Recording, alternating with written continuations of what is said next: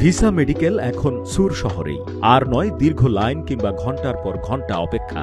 শনি থেকে বৃহস্পতি সকাল ৮টা থেকে রাত ৯টার মধ্যে চলে আসুন জেকি মেডিকেল সেন্টার, বড় ভবন মসজিদের পাশে, অথবা যোগাযোগ করুন স্ক্রিনে দেয়া নাম্বারে।